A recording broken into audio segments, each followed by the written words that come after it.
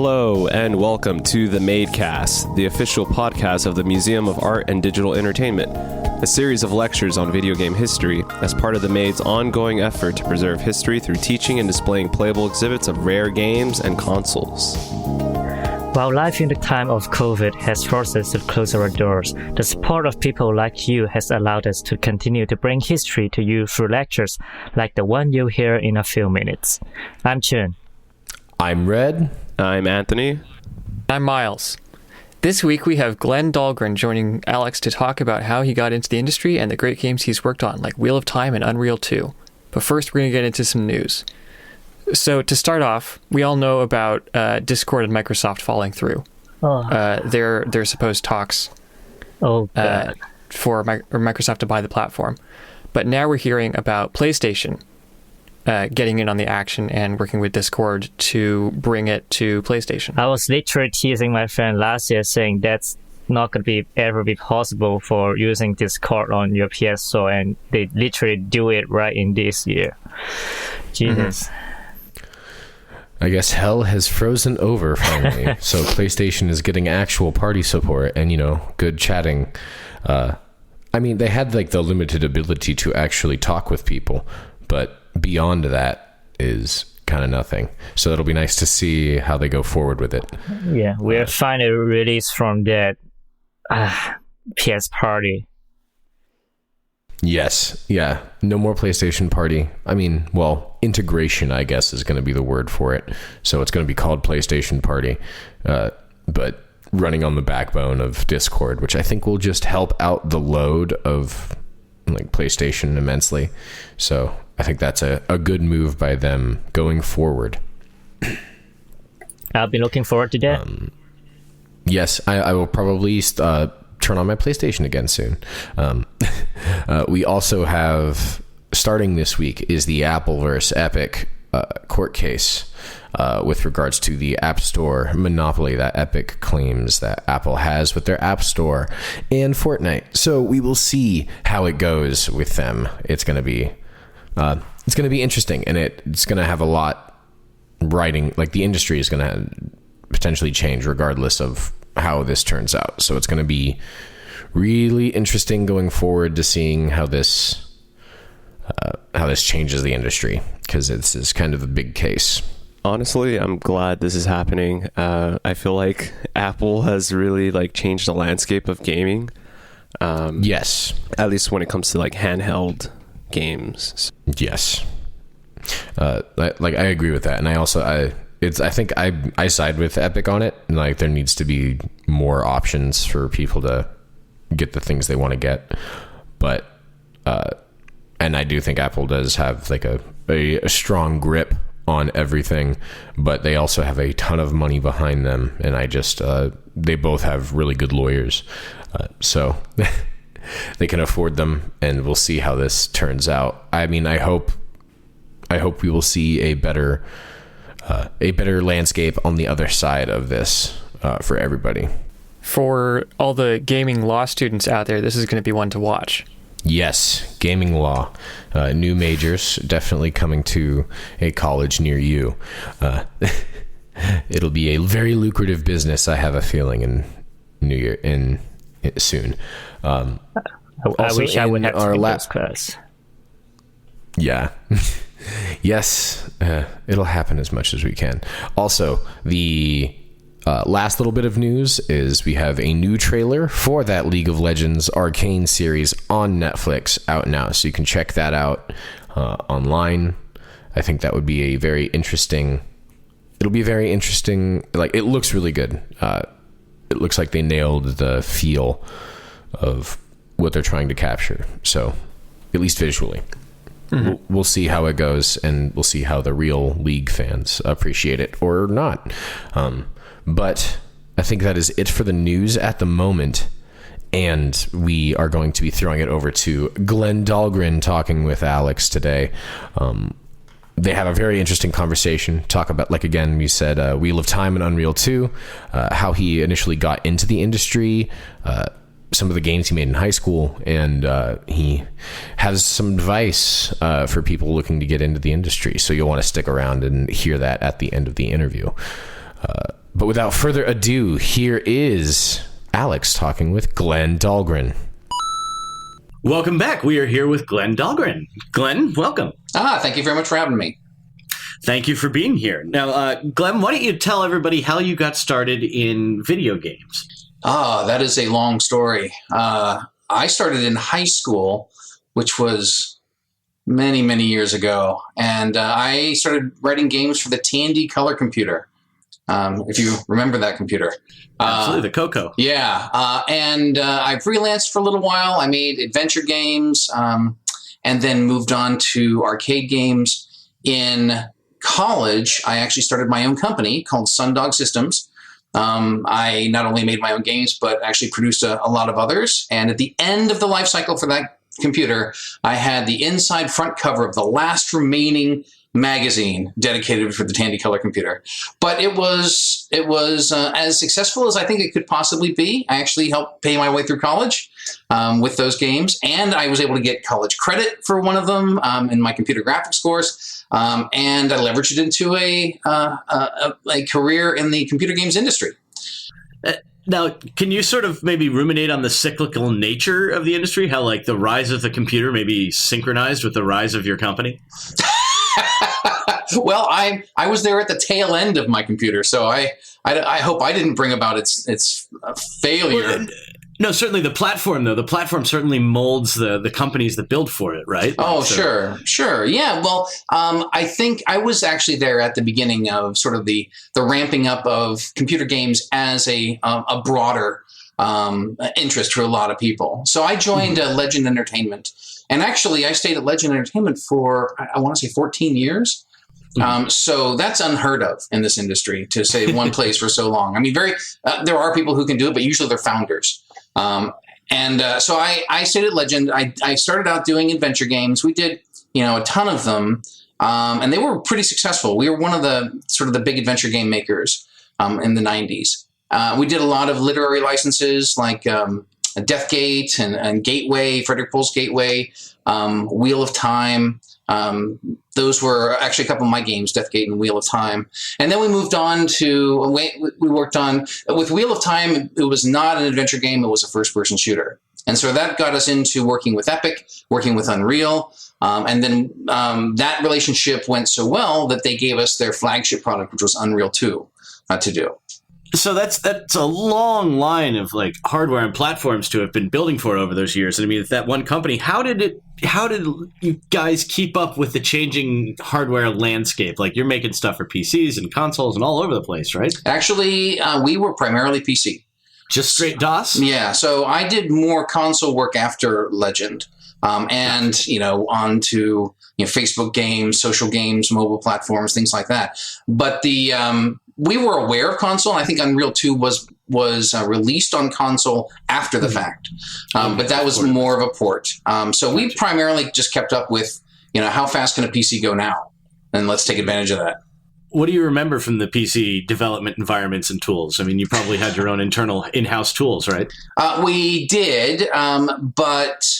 remember, we were making adventure games, so we had our own engine, we had our own, everything associated with that. But when I moved to Unreal, Unreal was always a bit ahead of the technology curve. I mean, I had a machine that I would move one piece in the map, and it would take 5 minutes to relocate that and let me edit anymore. So that was really difficult. We had to buy a cutting edge PC just so I could edit something just to see if the engine would work. And this was before anybody else had seen it. This was from Tim's basement at the time. So yeah, I mean, we basically had to have the best at the moment, but I think those were like 386s at the time. So that well, wait, the Unreal 2, certainly not. But no. I'm talking about Wheel of Time. The originals. Yeah, okay, the originals. Yeah. So I mean, you were using. I mean, do you even remember what compilers you were using? Because back then you had to like go and pay for compilers, and you had to pay for all the tools that you would be using to build. There was no real open source ecosystem in the DOS world. Remember, I'm a game designer. I started out as an engineer. But I mostly focused on game design. So I can't go into like exactly what C compilers we were using at the time. But you were using C, and oh yeah, you had your own engine. What do you remember about that engine you guys had? So you're talking about the adventure game engine? Yeah. So the founders of Legend came from Infocom, and so they were very familiar with Zil, the programming language, and they wanted something like that, but they couldn't take it, and they didn't want to let anybody think that they had stolen any code from Infocom. So they went to a company and said, "We need a parser. We need something that can do these things." And they made it pretty much black box for them. So they knew what inputs and what outputs could happen. And so we got that thing. They did this actually even before I got there. So they had their, but everything was coded in C. It used this parser engine, but everything else was just code. So you were writing specifically to this parser. Was it like plain English or? Yeah. It was nice. Really quite advanced for its time. I mean, you remember Infocom, it allowed you to type in, real English sentences, and it would parse them and, tell the game what it needed to know. And that's exactly what ours did. I think ours was even more advanced. You could put in compound sentences. You could do pretty much anything you wanted. It was so open-ended that it was really user-unfriendly. Because adventure game players want to know what they're supposed to do. And if you've got all the world's words to choose from, it's kind of difficult to nail that down. So, and also people didn't want text adventures anymore. And so even the first game that came out of Legend was a graphic adventure, but it had a tiny little picture in the corner and then a bunch of verbs that you could choose from, a huge list of them on the left, and then text descriptions on the right. So gotcha. So to prompt the user as to what to do, to give them a clue. Right? Yes, exactly. But that list of verbs was monstrous. I mean, I swear there were maybe 100 verbs over there, and there were ones that we could, make dynamically appear too. Wow. I wanted to shift gears just a little bit. I see on your page that you played D&D growing up, right? Sure. So I'm wondering what effect designing adventures for D&D had on your later designing of adventures for computers. It was in the early years. It was 1-to-1. So I made a couple of games called D&D modules called Castle of the Creator, and I actually ran that in a tournament in high school. Other people would come from other school districts and they would compete, and one of those modules was Castle of the Creator. And I turned that into a text adventure on the Coco, and then later I think something similar became In Quest of the Star-Lord, which is a graphic adventure. So I was absolutely working sort of in the same creative space. And, just dealing with players as a DM, you get that game design experience. You understand it's not about you winning, which is a conversation I have with junior designers all the time. You don't have to beat people in order to win. It's not about that. It's about giving them the best possible experience. And so as a DM, that's what you're trying to do. You're trying to make sure that they have fun. And so as a game designer, obviously, that's where we want to end up. It's interesting you even mentioned that, because I think that is a foreign concept to D&D players today. The idea that the DM could win. They tell quiet hush stories about they used to do total party kills back in the day and things like that. But very different mindset back in the original role playing days. Right? Yeah, definitely. It has shifted a lot. My kids actually play D&D, and I don't recognize the game anymore. It's not about really collecting as much loot and getting your stats up as high as you can so you can kill as many orcs as possible. That's just not part of their experience. It's all about story. It's all about character. It's all about relationships. And I think that's cool. I think that's really neat. It's a fun goal to have, not just to find a Monty Hall DM and walk away with a Vorpal sword. Yeah, no, it's an ROLE playing game, an ROLL playing game. Exactly. Yeah. So in that vein, when you're designing more modern games, The Wheel of Time. Mm-hmm. When you were working on that, that's a crazy property to have to get to grips with. How many books were out at the time when it came to you? Like six or seven, I think. And then how many? And then he died. And I know before he could complete the series, right? Like, oh my gosh, I hope, doesn't happen to Game of Thrones too. Yeah, I agree. What was that sort of like, being saddled with that much backstory and world to deal with. So it wasn't the first time I had done that. I actually made Deathgate. That was the project I made before that. And Deathgate had, I think, 5 books out at the time, and they weren't done. And I approached that very differently than Wheel of Time. I actually approached both projects the same. But Deathgate, I took all of the material and I made my own story out of it. I compacted it, I cut out characters, but it was true to the spirit. It really lent itself well to an adventure game because there were different worlds with different goals in them. And one character went and explored each one, and eventually it all came together at the end. So that worked out really well. Wheel of Time was a different beast, and Jordan was a different author. He didn't like an adventure game. He didn't want the adventure game anyway because he knew that the potential upside wasn't as big as other genres. He wanted something different. And it just so happened that I had been sort of noodling this idea of Doom meets Magic the Gathering. And I was like, well, maybe we do this adventure game, but as a sequel, we could do this other thing. And he said, how about we do that now? I said, oh, okay, well, we don't want to lose the license. And I already spent like a fair amount of time designing part of the adventure game. So I didn't want to see that go, but we wanted to keep the license. So we started working on Wheel of Time, the first-person shooter. And he did not want me to mess with his characters. He did not want me to retell his story. He did not want me to tell an ending that wasn't his. So I made it into a prequel. So that sidestepped a lot of issues that he might have had with the story. But I will say that fandom was rabid. As soon as we announced that we were doing a Wheel of Time game, they were all over me. But what was nice is once I let them understand, and this is true of any license, and I've worked on a lot of them, once they understood the respect that I had for the material, because I was the one who actually went after the license. I was the true fan. Random House didn't have Jordan, and they gave us a lot to choose from, but Jordan was the one that I really wanted to work with. And so once they understood the respect that I had for it, and I proved it by showing my knowledge and my intentions, I won a lot of them over. So I didn't have to be the one defending myself the whole time. I had other people out there saying, no, he knows what he's doing, and he's doing the right thing by us, which is great. You absolutely need that because you can't be the only one in your corner. That's huge because if I'm a Wheel of Time fan, I want a role playing game. I want Skyrim or something like that, right? That's the obvious thing. That's what everybody was asking for. But a lot of people really appreciated our take, and partially because it wasn't the obvious take. Yeah, no, and you say there's still people who are into it today, and it's got a community still around today.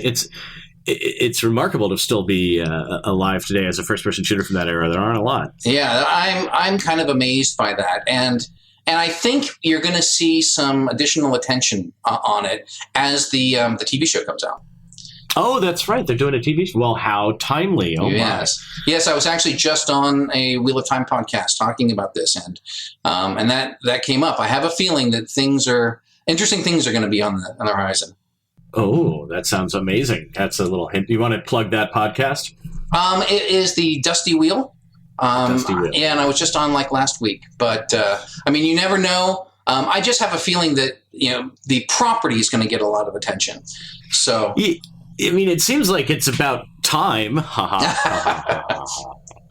So I just wanted to touch on one more thing before we get on to what you're doing today. And I was just sort of wondering what lessons you took from your early career of running your own game company that maybe allowed you to succeed later on in your other game development endeavors. So I think there are very few times when I sort of didn't own the project.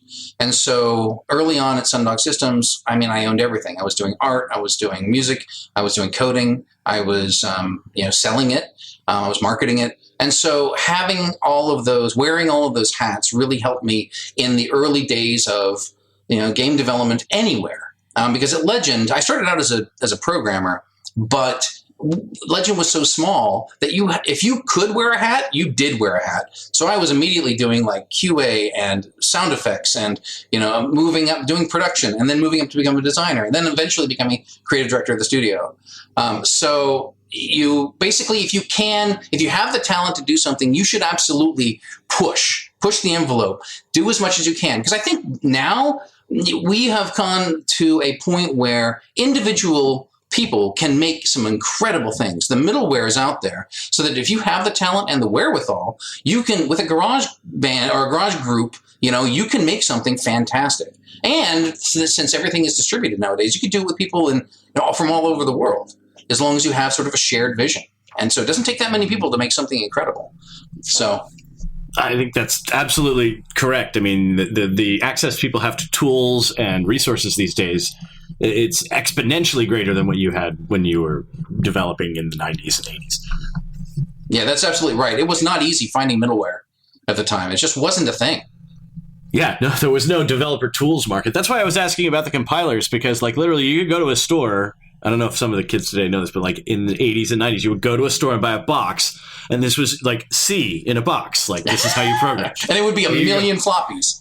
Oh, yeah, and a huge book, and 3 other books, and flyers for magazines and conferences, and it was how they engaged with developers. You went and it was like you go to the supermarket. It was crazy. But I did want to move on to something not programming related. You're writing these days. I am.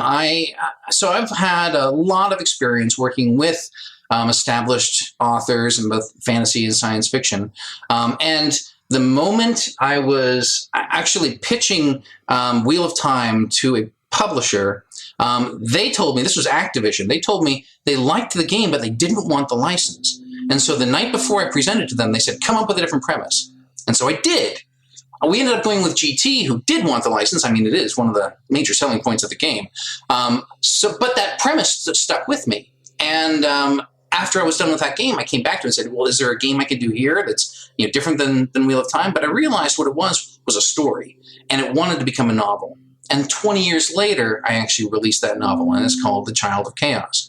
But the world in it is so rich and so well-defined that I really want to stay there. And even though I kind of blow it up at the end of the book, not to give too much away, it's still really compelling. And so Child of Chaos is out. The prequel, which focuses one fan favorite character from there, Dantes, a warrior priest, he's got his own book that's coming out called Game of War. And right now I'm working on the sequel to Child of Chaos called Curse of Chaos. And so hopefully people will be able to read all of those sometime soon. Where did people find out about your books? So you can go to mysterium.blog. That has a lot of information, not only about the books, but about all of my games. I actually have fairly large behind-the-scenes articles that describe the development of every game, a lot of the games that I've worked on, all the way up until Glee, I think. I made a game based on the Glee Fox show. And you can also find it on Amazon. I narrated the audiobook. You can find that on Audible. And so those are the places that I would go to check me out.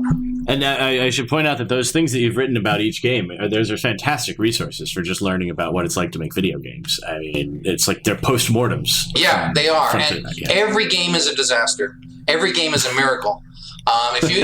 Getting it out the door is it's amazing it ever happens. And the bigger the teams, the more exponential, harder it gets to get it out the door. And so, why shouldn't people understand all the craziness that happens in those games? And so it makes for interesting reading.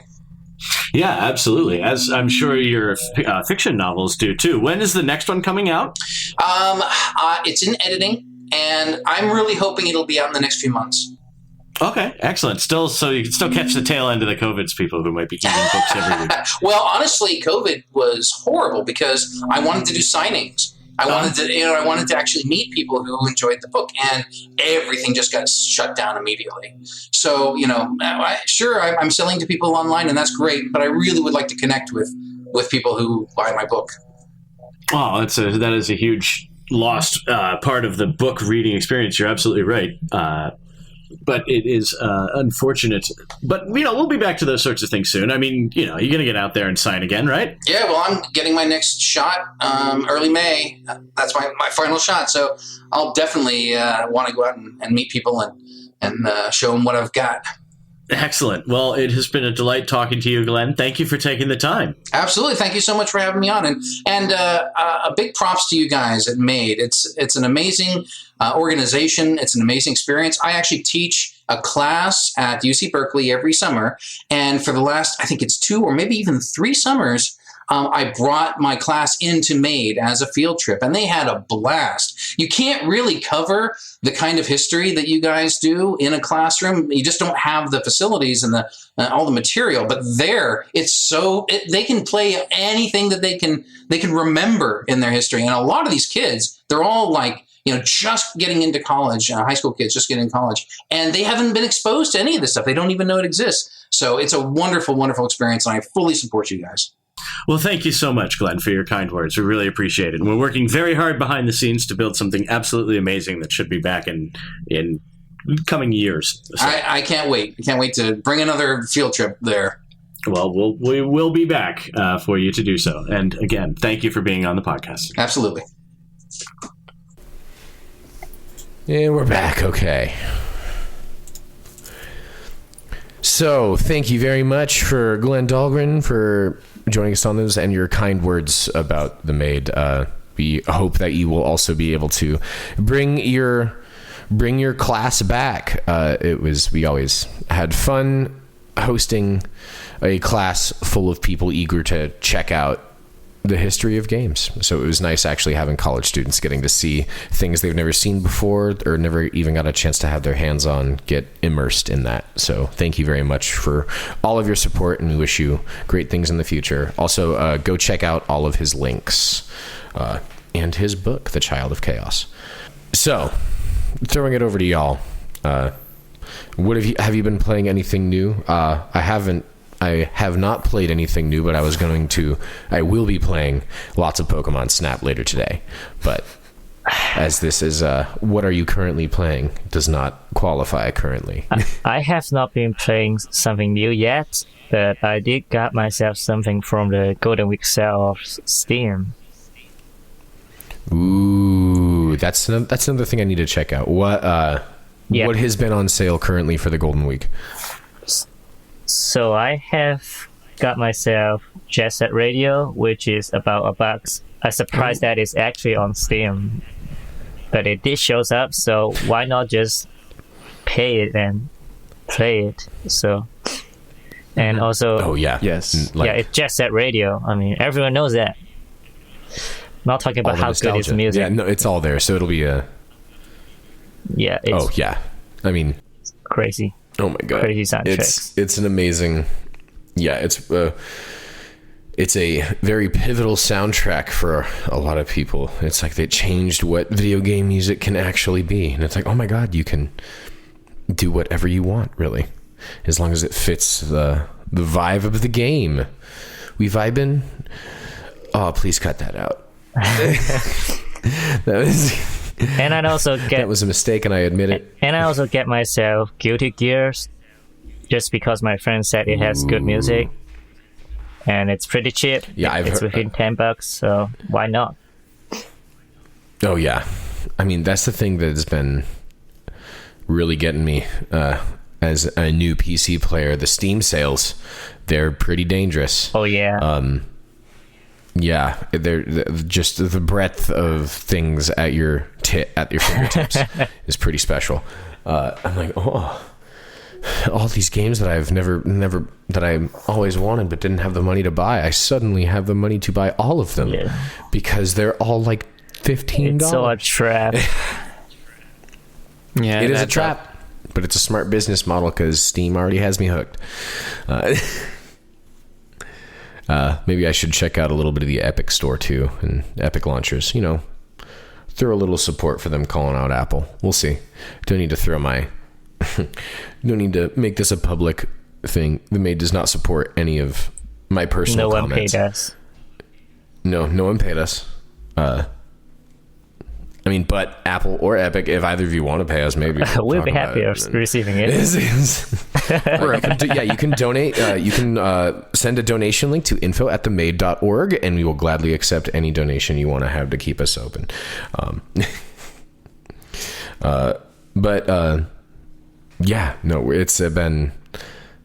It's been a not otherworldly news week. There's nothing too crazy going on news-wise, but we'll see how everything ends up happening. I think it'll be a new good week with everything coming out and what we'll be able to take care of. Mm-hmm. this will be a very, very exciting upcoming game session. I mean, it's going to be nice. I'm very excited to put Pokemon Snap. I just want to go roam around and see, like, just hold the Switch and go around everywhere, just holding it up in the air, waving it around, just walking around playing Pokemon Snap like I'm actually finding them in the wild. I want to play that too. But Red, there is Pokemon Go already on your phone. Hey, it's different. You don't take... It's different. Yeah, I'm not catching them. I'm capturing their likeness. It's not like they're living in the real world in Pokemon Go. They're just existing suddenly in somewhere in the city and not doing anything. But in the Pokemon Snap, they're really living in the natural world. Yes. Yeah, in Pokemon Snap, they're in the natural world, and you can actually see it. How? Alrighty. Well... Is there anything new and exciting that y'all have been playing or want to check out? I've been playing. I just started Days Gone. Recently. Yeah, really, I'm really liking it so far. There's a whole lot of sort of deep mechanics and systems in place that I was sort of surprised by. Is Days Gone another like a kind of survival-esque game again? Yeah, sort of action, adventure, survival, horror. Mm-hmm. Okay, yeah, I knew there was a bit of a horror aspect to it. So, yeah, tons of jump scares for sure. Okay, jump scares. We'll see how. I'm not much of a jump scare guy. They can kind of hurt. me neither. Hurt the soul. It's I don't know. I find it fun, like. You know, just the whole adrenaline of like, oh, I wasn't expecting that, you know. Mm-hmm. But yeah, I'm liking it so far. Open world, lots of mechanics, crafting, resource management, stealth, lots of story. All of those things. Lots of storylines to explore. And the whole, I guess the zombies, they're in this game, they're called freakers. They sort of have this fitting kind of like horde mentality. So sometimes you'll encounter just giant hordes and you have nothing else to do but run away. Or you can fight them, but in the beginning stages, you're sort of ill-equipped to fight them. So, your only option is to run. Well, I like that learning curve as well, because you don't get everything right away in a game. You got to learn and build yourself up to it and appreciate the items that you later earn. I think that's why cheat codes sometimes can take away certain things. Also, I saw a post on Reddit about someone showing the big book of cheat codes. Do you guys remember those? Oh, those are old days. Yeah. Those were some of my... Oh, man. No. I would browse through them, looking at them and like looking at the cheat codes for games that I didn't have and being like, okay, now I want this game just because this cheat code allows you to do this in this game. It's like, I can like just free roam the map. I can remove items from summon any enemy. It brought back a lot of memories of sitting in a Blockbuster reading that book for about a half hour while my mom goes to pick out a movie for the night. Well, I think this is all the time we have for this week, but want to thank you all for listening. Again, thank you for listening to the Museum of Art and Digital Entertainment's official podcast. If you've got any thoughts, questions, corrections, or general museum ideas, shoot us an email at info@themade.org. We'd like to shoot us an email at info@themade.org. We'd like to send out a big thank you to everyone who donated recently and to our Patreon supporters who keep the Made afloat. Patreon donors get to listen to this podcast 1 week before it's released on major streaming services, and we'll continue that with future episodes every week. Till then, I'm Miles. I'm Chen. I'm Red. I'm Anthony. Thanks. We'll see you next time. See ya. See you next time, everybody. Later, gamers. That's my line. You're too slow.